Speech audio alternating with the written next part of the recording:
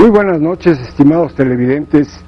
Quiero agradecerles que nos permitan entrar en sus hogares una vez más en este sábado de discusión informativa. Me acompañan como siempre mi amigo Roberto Rico. ¿Cómo estás? Muy bien, ingeniero, me da mucho gusto saludarle a usted. Carmen Arrieta nuevamente ya por estos aires. Ya, ingeniero. Qué gusto. Gracias. ¿Todo bien? Todo bien, gracias a Dios. Juan Manuel Sepúlveda. Don Luis, buenas noches al auditorio. Y por supuesto también, antes de José Luis Antón, está Gerardo Rodríguez. Mucho gusto, buenas noches. ¿Cómo estás, Gerardo?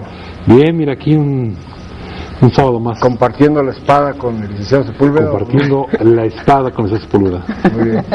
Y por supuesto, Pepe Antón, ¿cómo estás? Hola Luis, buenas noches. Bien, Bueno, muchas pues, gracias. los temas que vamos a tratar son: uno, la Asamblea Nacional del PRI, y dos, las deudas de las entidades federativas.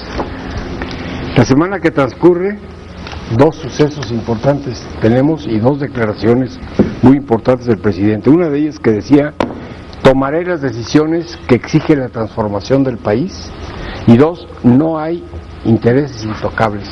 Y después de ver esos pronunciamientos, ya hemos visto que el presidente y el PRI decidieron que el presidente, la figura del presidente, volviera a adquirir en este país un estatus importante que se había perdido en los dos sexenios pasados.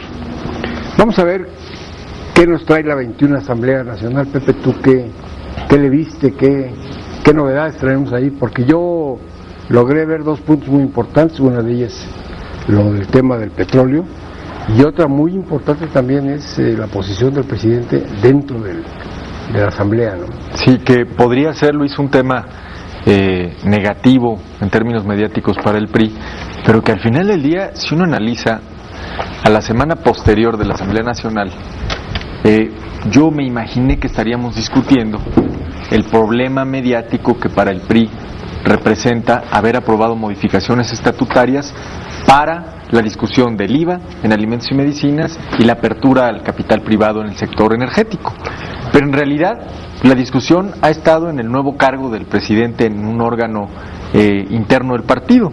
Entonces, incluso si tienen que escoger un tema por el cual se les critique, creo que escogieron el menos malo. Es decir, no están hablando del IVA y no están hablando del tema energético, están hablando del cargo del presidente. Entrándole un poco al fondo, entiendo que el nombramiento de Enrique Peña Nieto como integrante del Consejo, la Comisión Política Permanente, tiene que ver con un órgano deliberativo, no ejecutivo ni de decisión. No formaría así parte de la estructura partidaria. De cualquier manera, para muchos ha sonado innecesaria la inclusión del presidente de manera formal. ¿Por qué? Porque venimos de muchos años de discusión, de la crítica persistente a Felipe Calderón de haber sido jefe de Estado y jefe de su partido de facto. A mí sí me parece importante diferenciar la historia de Acción Nacional y la historia del PRI. Acción Nacional es un partido que surge frente al poder, para hacerle frente a la familia revolucionaria. El PRI es un partido que surge desde el poder, y eso me parece tiene una naturaleza que hoy se refleja en la inclusión del presidente como cabeza de facto del partido, porque es una decisión más pragmática y práctica. Es decir, no van a jugar a la simulación de la sana distancia, aquella frase de Zedillo que la verdad a los priistas les salió tan mal. La última vez que jugaron a la sana distancia perdieron las elecciones presidenciales. Entonces, me parece que la crítica consistente de no ser jefe de Estado y jefe de partido tiene que ver con la no incidencia del jefe del Estado mexicano en procesos electorales. Y ese es un tema diferente. Porque como militante de un partido que es Peña, podría tener o podría gozar de los mismos derechos partidarios si estuviera en el PRD o en el PAN.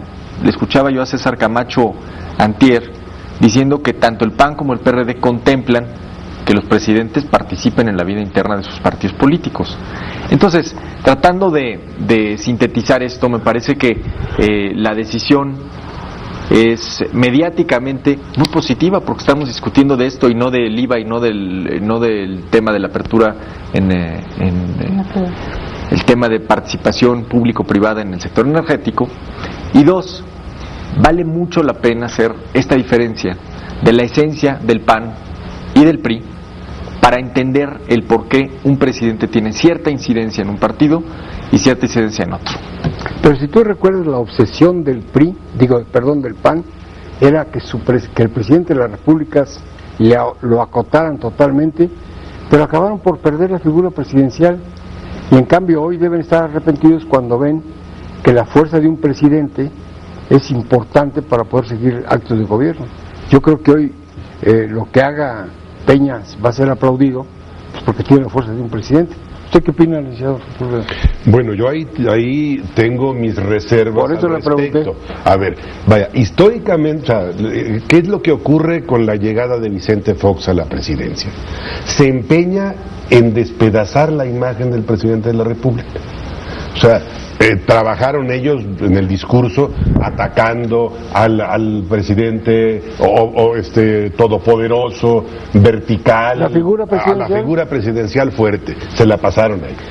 En consecuencia, cuando llega Vicente Fox empieza a ridiculizar la figura. Entonces, vaya, juega con lo de las botas, juega con la manera de vestir, con la manera de hablar, llega al extremo patético de aquel programa donde le hacía como de cómico, con las orejeras puestas y jugaba bromas con la gente y demás. Pues salió cierto, de ¿no? los sábados, por ahí. Entonces, las orejas de burro. Como consecuencia de esto, dañó la imagen, o sea, convirtió la imagen de Tlatoani que existía en la imagen de un cómico de carpa. Claro. O sea, se convirtió en un tema de espectáculos más que de ámbito político, básicamente, y no nos fue nada bien en el país. Pero también tenemos una experiencia en donde darle tanto poder a los presidentes tampoco ha sido un método muy interesante o muy inteligente. La mayoría de las veces nuestros presidentes terminan siendo una persona diferente a la que entró. López Portillo, por ejemplo, era un maestro universitario respetable, una gente coherente, inteligente y demás. Salió ladrando. O sea, es demasiado poder. O sea, el talón de Aquiles de los políticos es que les den demasiado poder o que prolonguen su ejercicio de poder por mucho tiempo. Pero es muy diferente eso a acotar la figura presidencial. Los panistas la desaparecieron. Ahora, yo lo que sostengo es, podemos encontrar un equilibrio democrático donde un presidente de la República tenga la fuerza suficiente para dictar las políticas, pero también de forma tal que no anule las demás expresiones políticas, porque a tanto poder, además de enfermarlo, también genera el que se acallen las voces que son tan útiles en un país, ¿no?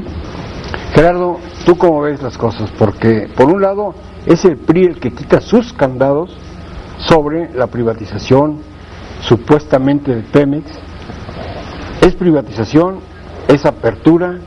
¿Tú cómo lo ves? Mira, yo creo que el PRI trabajó mucho en planchar esta asamblea. No se dio el efecto que tuvo otras asambleas nacionales donde había mesas de discusión, votaciones cerradas, discusiones intensas, sino que se fue trabajando en los estados, en sesiones, se llevaron un anteproyecto ya muy elaborado y una votación a mano alzada. Y yo creo que así es cierta, los que aprobaron quitar esos candados pusieron dentro de un paquete de 10, 12 puntos adicionales, que realmente no han dicho nada más allá de eso.